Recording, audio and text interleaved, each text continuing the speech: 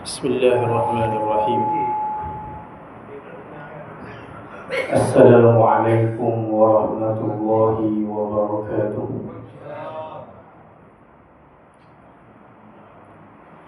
الحمد لله رب العالمين،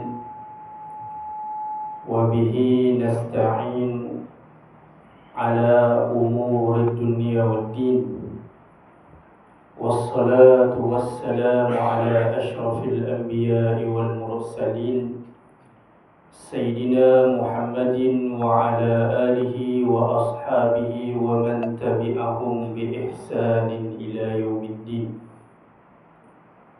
ربي اشرح لي صدري ويسر لي أمري واحلل عقدة من لساني يفقه قولي.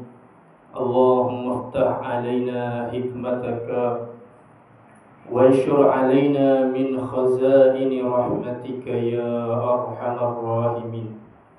اللهم فقهنا في الدين وعلمنا التأويل. اللهم ارزقنا علما نافعا ورزقا طيبا وعملا متقبلا. Ya Allah, ya Tuhan kami, kurniakanlah bagi kami ilmu yang bermanfaat, rezeki yang baik dan amalan yang diterima.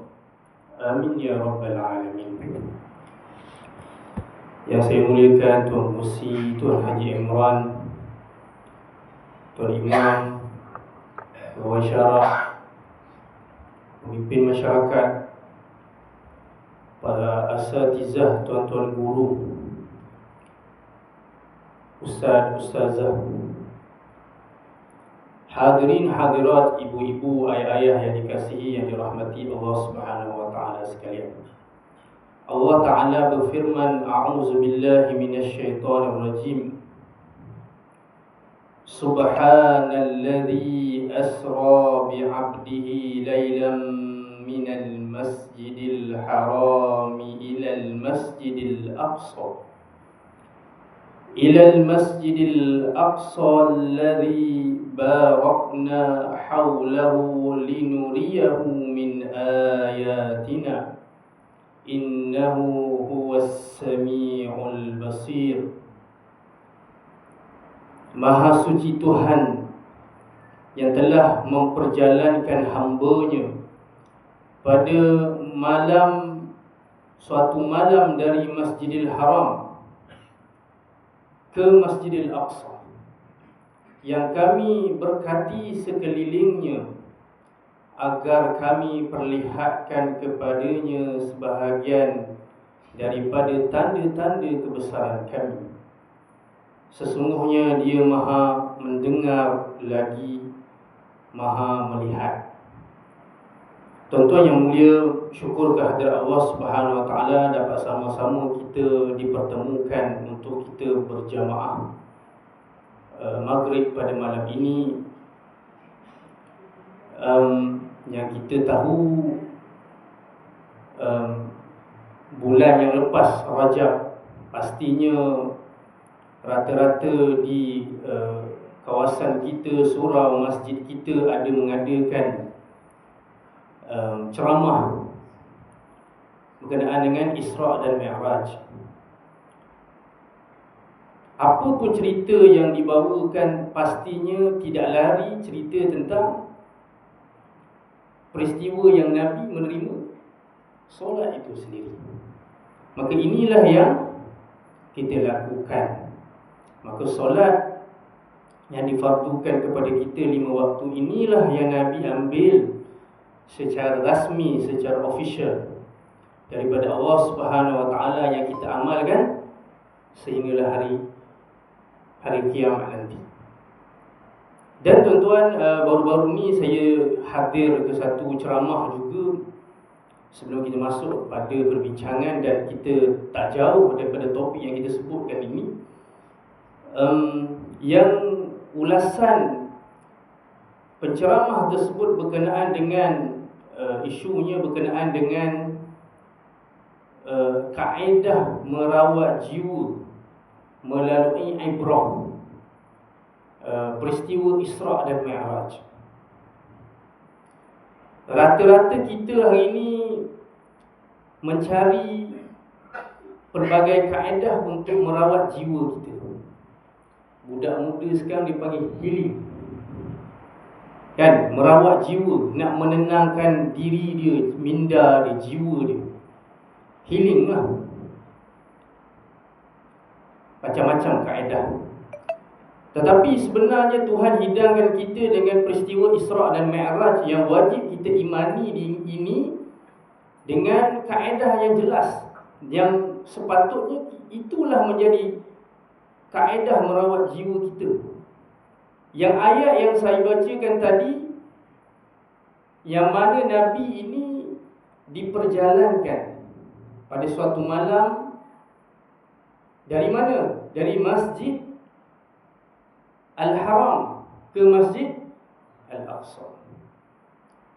Maka dalam huraian beliau, dia menukilkan kata sarjana melalui ayat ini, antara perkara yang sepatutnya kita faham dan boleh menjadikan ia sebagai salah satu kaedah merawat jiwa kita ialah hadir ke masjid. Nabi ditunjukkan peristiwa dari masjid ke masjid.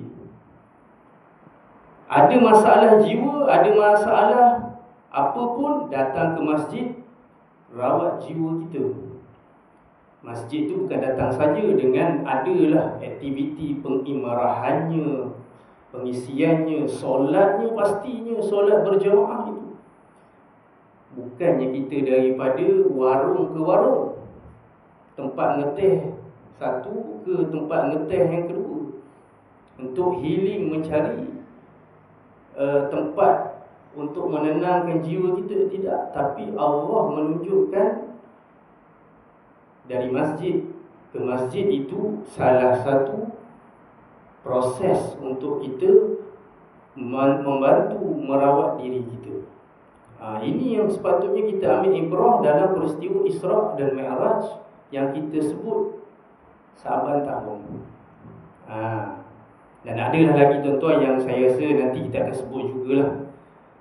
Menarik sekali poin yang diberikan yang masa ceramahnya dalam minggu yang lepas. Maka tuan-tuan yang dirahmati, yang dikasihi Allah Subhanahu Wa Taala, kita berada dalam perbincangan Nabi yang berada di penghujung sebelum Nabi hijrah.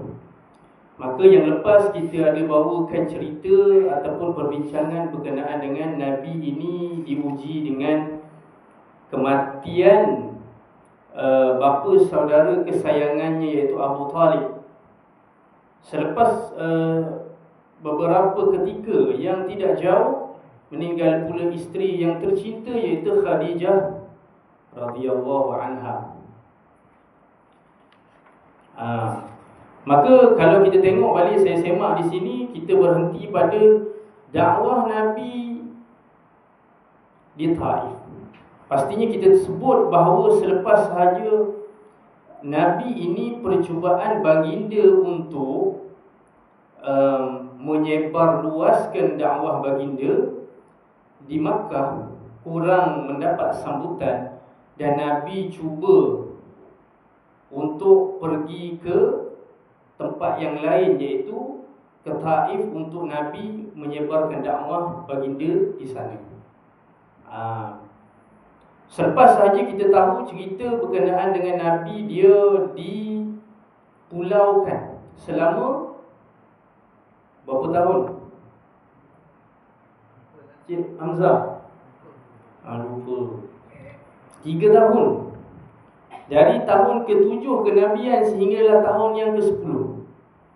Start pada tahun ke-10 itulah Nabi membuat percubaan untuk keluar berdakwah ke Taif.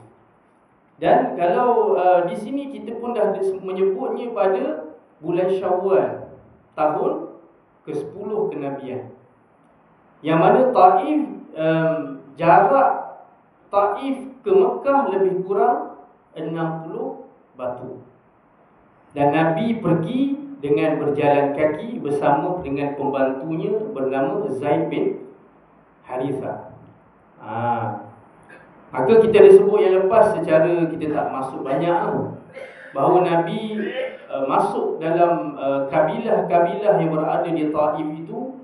Nabi mendekati pimpinan-pimpinan yang mereka ini dalam kalangan Bani Thaqif, daripada Abdul Yalil, Mas'ud, Habib, disebut dalam Rahibul Maktum begitu. Dan Nabi mula mendekati mereka dan meminta mereka untuk menyebarkan Islam itu sendiri. Maka kita tahu apa respon penduduk Taif. Terima ke tak terima? Tak terima. Nabi berada di sana lebih kurang 10 hari, tuan-tuan. Lebih kurang 10 hari. Maka sepanjang tempoh tersebut disebut Nabi menemui semua orang kenamaan Taif dan mengajak mereka kepada Islam. Tetapi apa yang mereka sebut? Mereka menghalau Nabi, keluarlah dari negeri kami. Mereka mula menghasut orang ramai untuk menyerang Nabi SAW. Bukan kata menghalau dan menghasut penduduk sekitar untuk membenci, menghalau Nabi keluar. Apabila Nabi hendak keluar dari Taif, Nabi dikejar oleh sekumpulan manusia dan khadam-khadam disebut sini, pembantu-pembantu orang yang berada dalam kalangan penduduk Taif itu. Untuk apa? Memaki hamun Nabi dan menjerit-jerit ke atas baginda. Senang ke tuan-tuan nak berdakwah? Hari ini pelbagai cabaran kita nak membuat sebarang kebaikan. Ini Nabi, kan? Orang ramai membuat dua barisan dan membaling batu ke arah Nabi SAW. Bukan sahaja mereka menghalau, menghasut, menjerit, memekik dekat dengan Nabi, mereka turut menyakiti dengan membaling batu ke arah Nabi SAW. Dan mereka melemparkan kata-kata keji kepada Nabi. Mereka membaling batu ke arah tumit Nabi sehinggalah kasut Nabi dibasahi dengan darah yang mengalir, tuan-tuan. Itu Nabi, tuan-tuan. Zaid bin Harithah cuba melindungi Nabi dengan menjadikan dirinya sebagai perisai sehingga kepalanya pula terluka. Dan Zaid ini dikatakan anak angkat Nabi lah. Dia duduk dengan Nabi. Dia menghalang dipanggil lontaran balingan batu itu, dan dia pula menimpa kecelakaan, luka, terkena dirinya.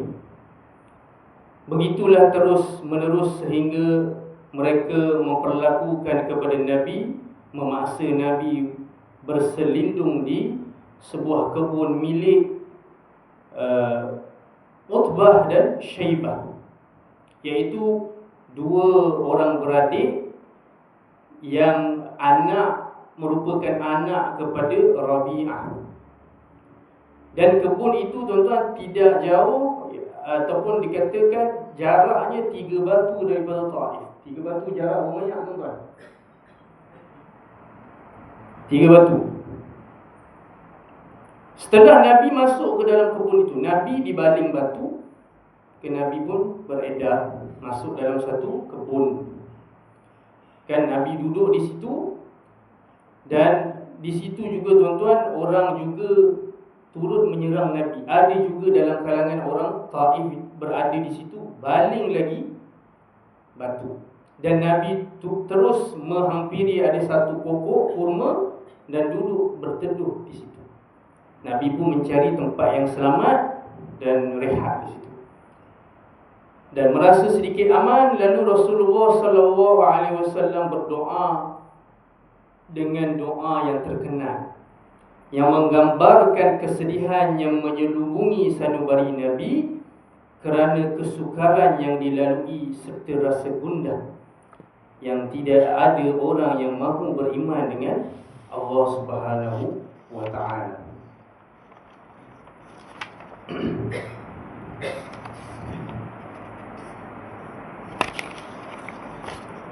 Nabi, apabila Nabi dihalau, Nabi lari bersembunyi di sebuah kebun. Berdarah kaki Nabi, sakit badan Nabi, pembantunya juga luka. Maka Nabi, di situ Nabi duduk, Nabi berdoa. Apa yang Nabi berdoa? Disebut dalam riwayat Imam At-Tabrani. Nabi menyebut, Allahumma ilaika ashku dha'fa quwwati wa qillati hilati wa hawani 'ala an-nas ya arhamar rahimin anta rabbul mustad'afin wa anta rabbi ila man taqiluni ila ba'idin yatahajjamuni am ila aduwin malaktahu amri.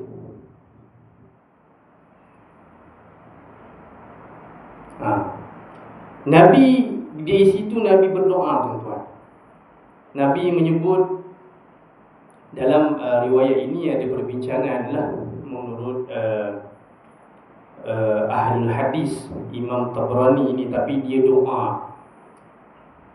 Tidak ada masalah lah untuk kita mengambil untuk menjadikan ia pedoman.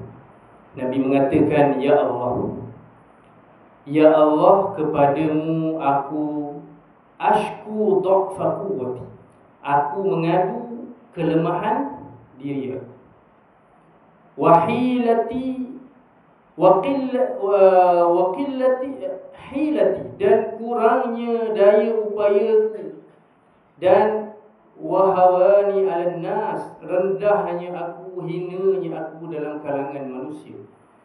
Sebab tu kalau kita membaca dalam adab kita berdoa, banyaklah disebut, antaranya dalam kitab Hisnul Muslim, syarah kepada Hisnul Muslim tu. Dia Hisnul Muslim ni doa-doa harian daripada kita bangun tidur hingga kita tidur kembali. Maka Imam Abu Sa'id Al-Qahtani, dia ada yang menyarahkan ataupun menghuraikan doa-doa di dalam itu. Sebelum dia menghuraikan, dia menukilkan adab-adab dalam berdoa. Dalam kita membaca doa, tuan-tuan, antara perkara yang sepatutnya kita mengambil keutamaan ialah kita memperendahkan diri kita di sisi Allah Subhanahu Wa Taala, dan kita memuja Allah Subhanahu Wa Taala di hadapan Allah dengan menyebut-nyebut namanya, dengan memuji-muji sifatnya. Ya Allah, Tuhan yang maha tinggi, Tuhan yang maha pengasih lagi maha penyayang. Ya Allah, Tuhan yang menciptakan 7 petala langit dan 7 petala bumi. Ciptaanmu begitu hebat yang aku dapat melihat dan aku tidak terjangkau oleh panca indera mata aku sekalipun. Kita puji Tuhan yang memiliki sekian alam, Raja sekalian alam. Engkaulah tempat yang kami menyembah Engkau, ya Allah, dan kami memohon pertolongan daripada Engkau semata. Itu antara adab-adab berdoa. Baru kita minta, kita puji dia dulu, kita agungkan dia dulu, baru kita minta. Begitulah Nabi di sini juga Nabi memperakui kelemahan diri dia. Nabi tak salahkan penduduk Taif, tak. Nabi kata, lemahnya aku ni, kurangnya rancangan aku ni, hinanya aku di sisi manusia. Maka Nabi kata, Ya Arhamar Rahimin, Tuhan yang maha pengasih di antara yang mengasihani. Tuhan bagi orang yang lemah. Kitalah Rabbul Mustad'afin. Wa anta Rabbi, engkau Tuhan aku. Barulah Nabi sebut, kepada siapakah engkau hendak menyerahkan aku ini? Nabi mengadu dengan Tuhan kepada siapa diri dia ni nak sepatut diserahkan. Adakah kepada orang yang jauh, yang mengambil kesempatan, yang tahajjumni, yang menyakiti aku, yang menyerang aku? Aku pergi ke Taif, orang yang jauh, kau nak serah aku ke sana? Orang ni balik batu. Orang yang ini mencederakan aku. Ataupun kepada musuh yang engkau serahkan urusan aku kepadanya. Ila aduwin malaktuhu amri. Adakah nak hantar ke musuh yang engkau serahkan urusan aku kepadanya? Nak pergi ke Mekah, tak boleh juga. Orang serang juga, orang tak suka juga, orang menyampah juga. Mana aku nak pergi? Nabi mengadu kepada Tuhan. Maka Nabi kata, jika engkau tidak memurkai aku, maka aku tidak akan mempedulikan. Akan tetapi kesejahteraan darimu adalah lebih luas untuk aku. Aku berlindung dengan cahaya wajahmu yang menerangi segala kegelapan. Dan doa ni jadi panjang ni tuan-tuan. Saya tak baca lamatan dia. Yang saya ambil daripada sehingga yang orang yang jauh yang kau serahkan, dan juga ataupun daripada musuh yang memiliki urusan aku itu. Kan? Dan dia kata yang menyebabkan urusan dunia dan akhirat ini menjadi baik, agar janganlah kemungkaranmu menimpa kepada aku. Janganlah ya Allah, kita takut murka Allah. Hidup kita ini, kita nak rahmat Allah. Rahmat Allah sayang. Kita tak minta rahmat orang lain. Kadang-kadang kita buat sesuatu, saya cakap untuk saya lah tuan-tuan. Kita kadang-kadang kita memikirkan orang suka. Untuk suka apa yang kita buat, mestilah itu. Tapi kadang-kadang ada benda yang kita buat tu betul, orang tak suka.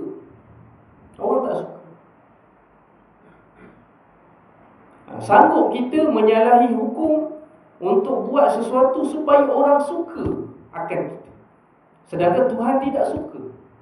Ini menyalahi apa yang Nabi tunjukkan kepada kita dalam doa baginda semasa Nabi mengadu selepas Nabi dibaling batu oleh penduduk Taif. Kita tak nak Allah murka pada kita. Kita nak Allah merahmati kita. Hidup kita tuan-tuan, sekiranya kita memiliki dunia ini sekalipun seisinya, tetapi Allah tidak sayang kepada kita, Allah tidak merahmati kita, sia-sia sahaja.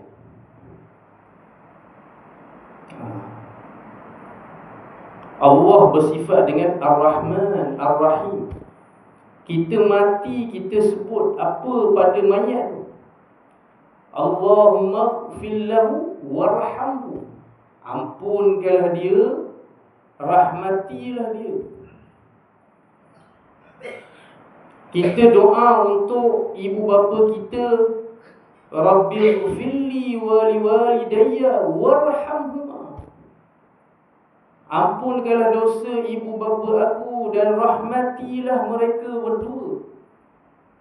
Kita tak minta lain. Maka Nabi mengajar kita untuk memohon rahmat. Nabi juga bimbang Allah murka kepada baginda. Janganlah kemurkaanmu menimpa aku, atau janganlah engkau menjadi murka kepada aku. Bagimu keredaan, reda, rahmat, sehingga engkau benar-benar meredainya. Tiada daya dan tiada upaya melainkan dengan pertolonganmu jua. Ini doa Nabi dalam peristiwa Nabi dibaling batu dalam peristiwa Taif. Nabi duduk dalam kebun berdoa. Sedih ke? Sedihlah. Mana nak pergi? Suami, isteri meninggal. Bapa saudara yang mempertahankan dia meninggal. Cuba nak pergi sana, orang tak suka. Mana nak pergi? Maka apabila dua orang anak lelaki Rabi'ah ini melihat keadaan Nabi, mereka kesian. Budak muda ni lagi tadi nampak Nabi diperlakukan begitu, dia kasihan. Maka mereka menyuruh khadam, pembantu mereka macam tukang orang gaji lah, yang beragama Nasrani, yang beragama berpegang dengan agama Nabi Isa AS, yang bernama Adas. Lalu berkata kepadanya, ambillah segugus buah anggur ini, ambillah buah ini, bawalah ke lelaki itu. Budak muda ni nampak, dia kata, ni ambil ni, anggur ni bagi kat lelaki yang duduk dekat dalam kebun kita. Apabila buah anggur itu diletakkan di hadapan baginda, Nabi menghulurkan tangannya sambil membaca Bismillah. Lalu Nabi mengambil dan menjamah dengan nama Allah, Bismillah. Maka pembantu ini yang bernama Adas ini, Adas, Ain, Dal, Alif, Sin. Ada matan dalam Arab ni, saya tak baca dulu, nanti panjang. Dikata sesungguhnya dia dengar Nabi sebut Bismillah. Adas ni terkejut. Sesungguhnya perkataan ini tidak pernah disebut oleh penduduk negeri ini. Tak pernah didengar. Maka Nabi bertanya, kamu dari negeri mana? Kau ni orang mana? Dia pun terkejut Nabi sebut begitu. Apa agama? Jawab Adas tadi, aku seorang Nasrani dari penduduk Ninawa, disebut sini. Maka Nabi berkata, kampung itu terdapat seorang yang lelaki yang soleh bernama Yunus bin Matta. Nabi cakap kat budak tadi, kamu orang mana? Kamu agama apa? Saya Nasrani. Saya dari kampung Ninawa. Dia kata, dekat kampung tu ada saudara aku, akhi disebut dalam riwayat, yang bernama Yunus bin Matta. Maka Adas bertanya, bagaimana kamu mengenal Yunus bin Matta ini? Nah, Adas tanya balik pada Nabi. Nabi pun menjawab, dia huwa akhi, dia saudaraku, dan dia seorang Nabi. Nabi siapa? Nabi Yunus alaihissalam. Dan dia juga seorang Nabi. Maka Adas pun merendahkan muka dia kepada Nabi dan mencium kedua-dua tangan dan kaki Nabi serta-merta. Adas ni terkejut. Sebab dia tak pernah dengar suatu perkataan yang begitu hebat dengan Bismillah. Dia kata dia tak pernah dengar perkataan ini melainkan daripada Nabi yang menyebut depan dia.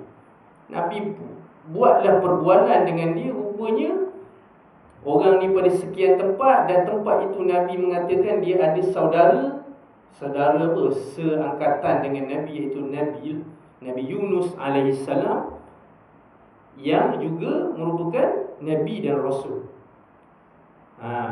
Maka anak-anak Rabi'ah tadi yang bernama Utbah dan Syaibah tadi nampak, dia memerhatikan dari jauh. Apa budak ni buat ni? Pembantu di atas buat.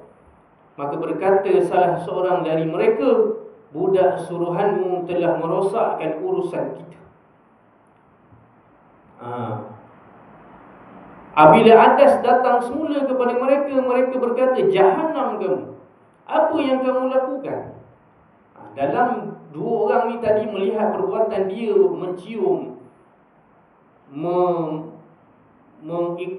memuliakan Nabi itu, maka dia panggil, apa yang kamu buat ni? Kan, kamu telah merosakkan urusan kita, urusan kamu.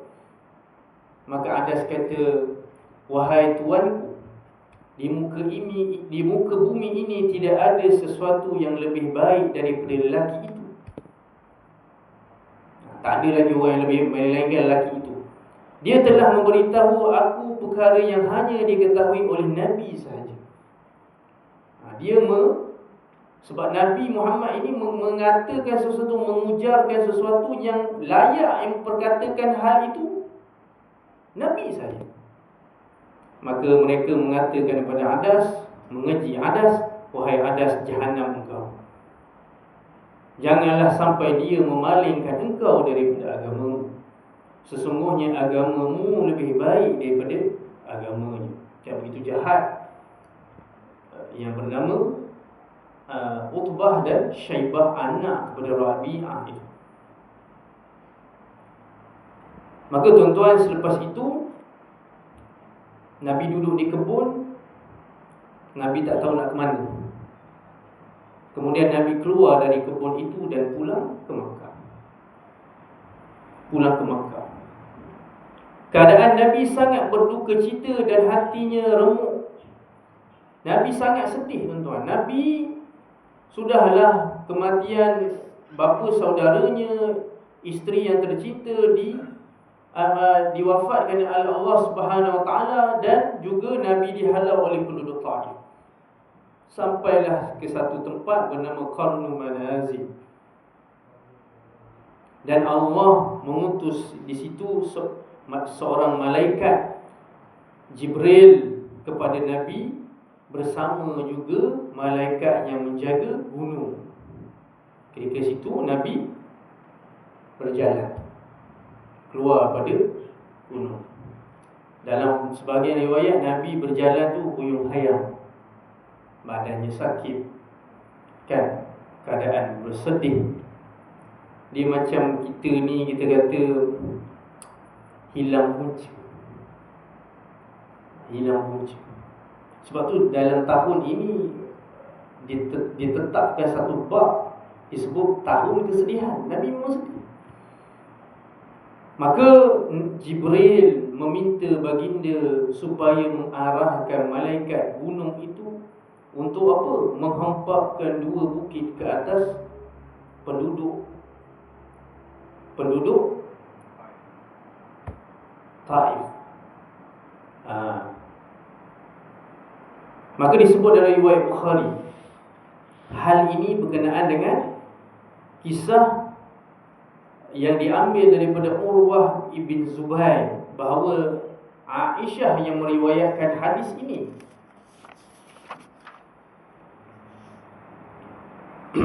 Ketika mana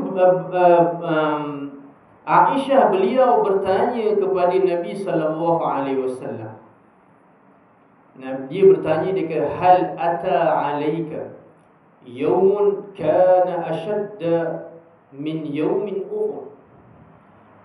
Qala laqad laqitu min qaumiki ma laqit wa kana ashaddu ma laqit minhum yawm al-aqabah iz aradtu nafsi ala ibn Abdil Yalil bin Abdil Kulal falam yujibni ila ma aradtu fantalaqtu wa ana mahmun ala wajhi falam astafiq illa wa ana biqarni tha'alib farafa'tu nafsi fa idza ana bisahabatin qad azallatni fanazartu fa idza fiha Jibril.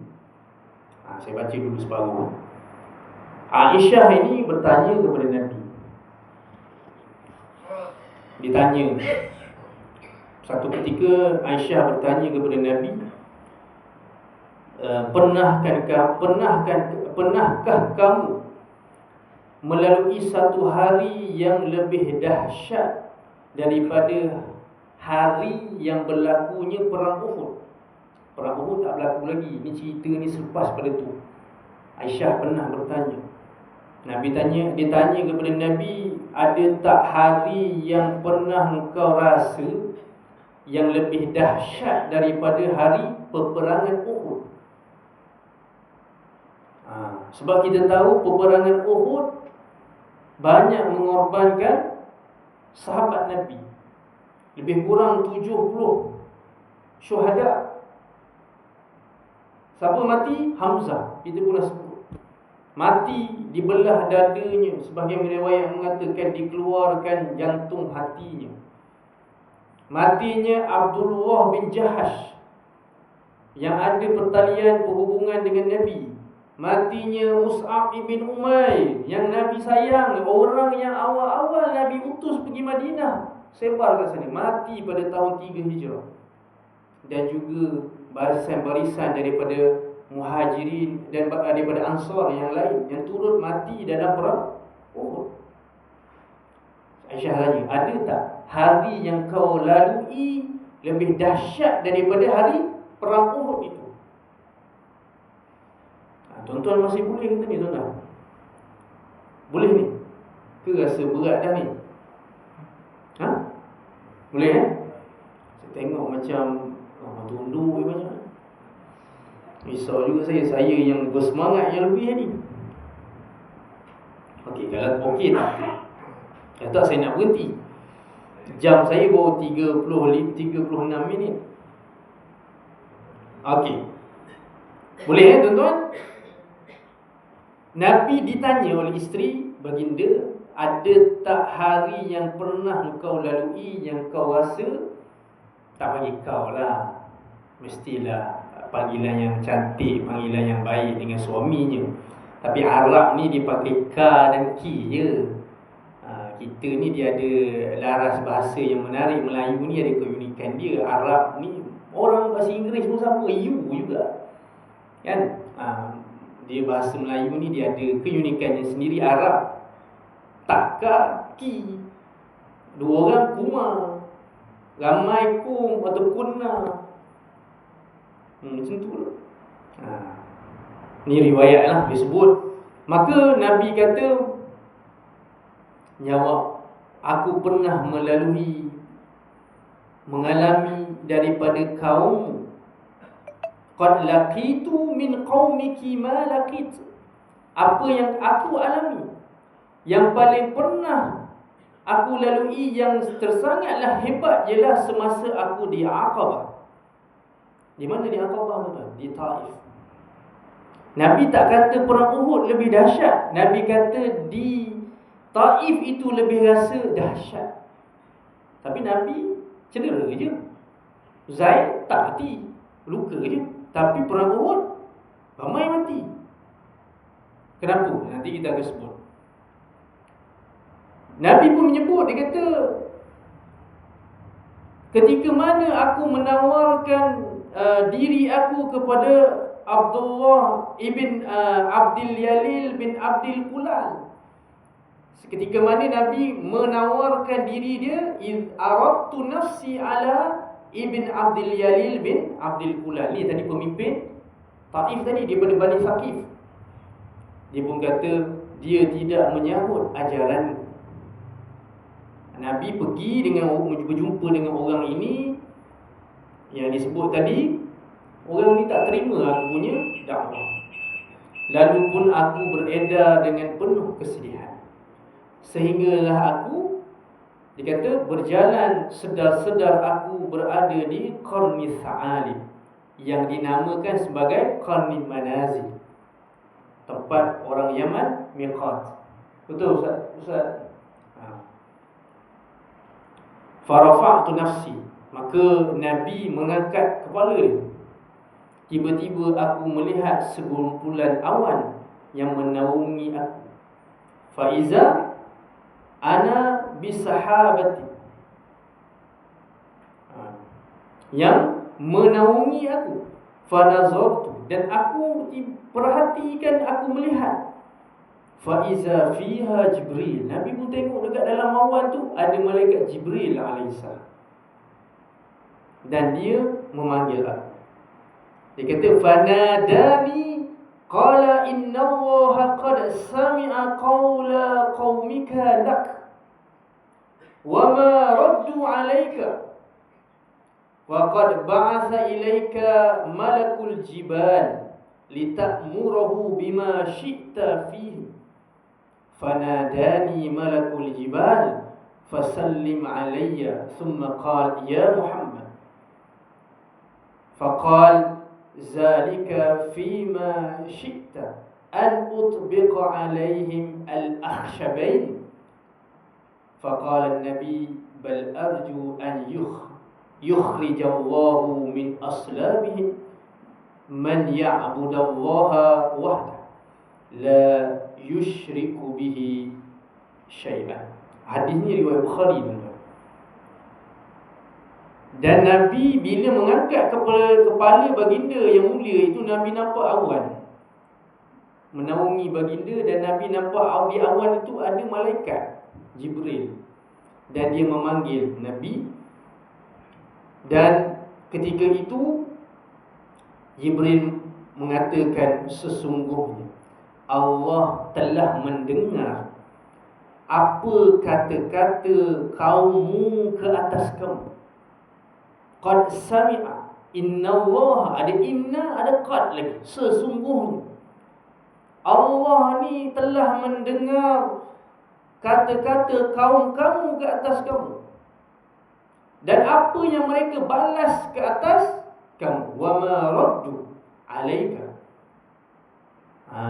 Kita azan Ustaz.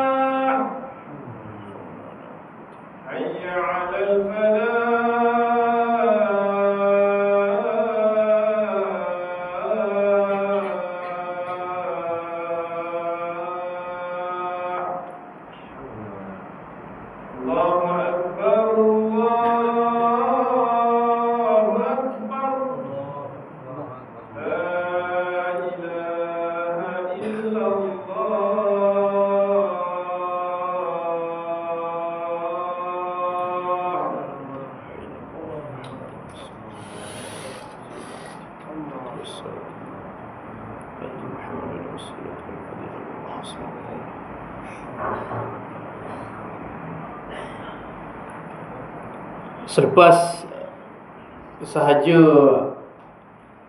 Jibril berkata kepada Nabi bahawa Allah mendengar kata-kata kaum dia ke atas Nabi, apa balasan mereka ke atas Nabi, Jibril berkata, sesungguhnya Allah menghantar kepada kamu malaikat bukit, gunung, untuk engkau wahai Muhammad, suruh dia buatlah apa yang engkau mahukan untuk mereka. Siapa yang perlakukan kepada Nabi itu, buatlah, perintahkan malaikat ini untuk perlakukan kepada orang yang menzalimi Nabi tadi. Selepas tu malaikat bukit ini memanggil Nabi. Fanadani, dia panggil Nabi, dia seru Nabi. Dan fasallama alayya, dia bagi salam kepada Nabi. Dan dia kata, "Tsumma qala ya Muhammad, wahai Muhammad." Qala dzalika fima syi'ta. Sekiranya engkau mahu, aku boleh utbiqa, aku boleh menghempaskan ke atas mereka al-akhshabain, dua bukit. Nescaya aku boleh mengangkat bukit itu untuk apa? Hempak kepada penduduk yang memperlakukan kepada engkau sekalian lupa. Penduduk yang memperlakukan kepada Nabi secara zalim itu.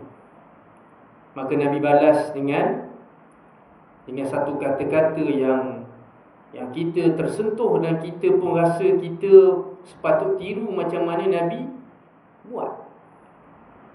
Kalau kita tuan-tuan, kita buat apa? Boleh empak kan? Ni Nabi, itulah sebab tu Allah memilih baginda ini, dan Allah mengiktiraf Nabi ini mempunyai sifat-sifat yang mulia yang menjadikan contoh kepada diri kita.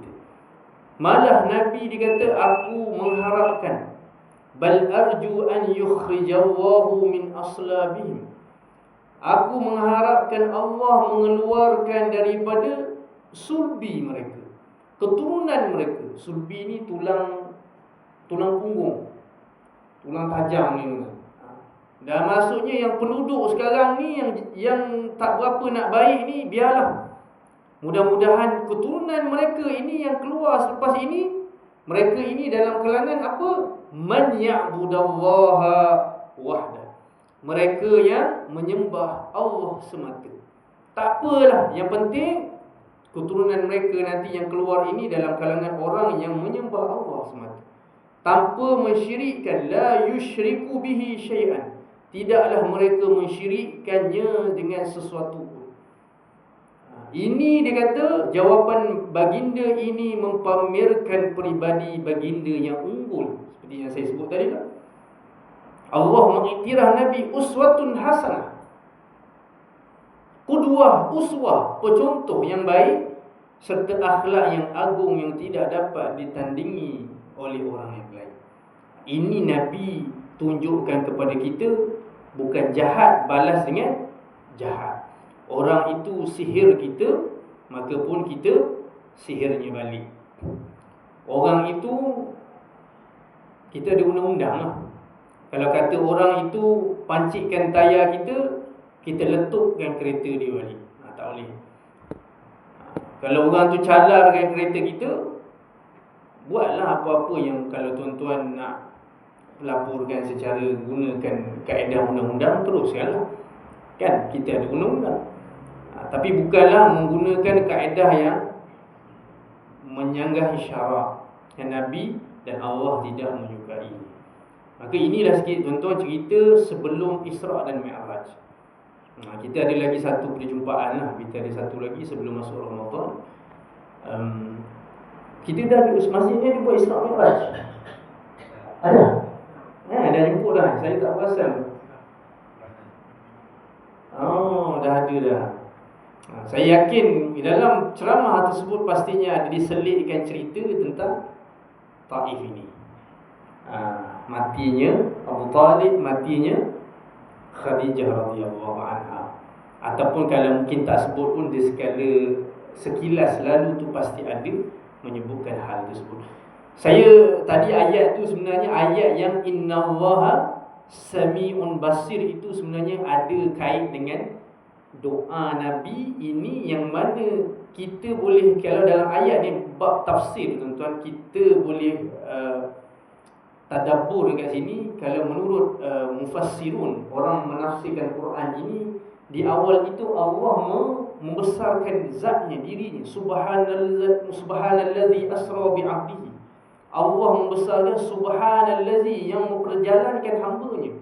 Allah menceritakan dirinya tu Maha suci Tuhan, Maha suci Tuhan. Tapi belakang tu Allah tidaklah menggunakan ayat Quran dengan nama-nama yang lain. innahu huwal hakimul majid ke, tak ada. Maka ulama tafsir kenapa mengatakan innahu huwas samiul basir, ini Allah itu maha melihat lagi maha mendengar, itu ialah Allah mendengar apa keluhan permintaan Nabi, dan Allah tidak lupa apa yang diperlakukan kepada Nabi semasa dia Taif. Itu cerita dia. Kaitkan dengan ayat itu dengan cerita Nabi. Sebab Allah tak lupa. Sebab tu bila Ibrah, Isra' dan Mi'raj, pastinya tuan-tuan, kita jangan berputus asa dengan rahmat Tuhan. Tuhan pasti tak meninggalkan kita. Kena sungguh-sungguh lah. Tuhan tidak akan dia panggil apa? Meninggalkan kita seorang diri. Kita mohonlah dengan dia bersungguh-sungguh. Pasti Allah tidak akan melupai kita. Sebagaimana cerita peristiwa Isra' dan Mi'raj ini yang Nabi diperlakukan begitu dahsyat sekali. Saya rasa cukuplah tuan-tuan untuk hari ini. Kita dah lebih sikit masa. Ambil masa lebih sikit lepas dah masuk azan ni. Maka insya-Allah ada umur, ada rezeki kita masuk lagi sikit lagi cerita. Sebelum Nabi selepas itu cuba pulang ke Makkah, ada juga peristiwa di situ. Selepas itu adalah cerita berkenaan dengan Isra' dan Mi'raj. Allahu ta'ala a'lam bis-shawab. Bismillahirrahmanirrahim. Alhamdulillahi rabbil alamin, wassalatu wassalamu ala asyrafil anbiya'i wal mursalin sayyidina Muhammadin wa ala alihi wa sahbihi ajma'in. Allahumma faqihna fid din wa 'allimna at-ta'wil wahdina siratal mustaqim. Rabbana atina fid dunya hasanah wa fil akhirati hasanah wa qina adzaban nar. Sallallahu ala sayyidina Muhammad wa ala alihi wa sahbihi wa baraka wa sallam. Walhamdulillahi rabbil alamin. Barakallahu fikum. Saya mohon maaf, mohon keampunan atas keterlanjuran kata-kata saya mengambil masa tuan-tuan sedikit. InsyaAllah ada umur, ada rezeki, kita bertemu lagi pada siri akan datang. Sebelum kita berehat bulan Ramadan, ada satu kali lagi insya-Allah. Maka kita tutup dengan bacaan tasbih kafarah dan surah Al-Asr. Subhanakallahumma wa bihamdika asyhadu an la ilaha illa anta astaghfiruka wa atubu ilaik. Wassalamualaikum warahmatullahi wabarakatuh.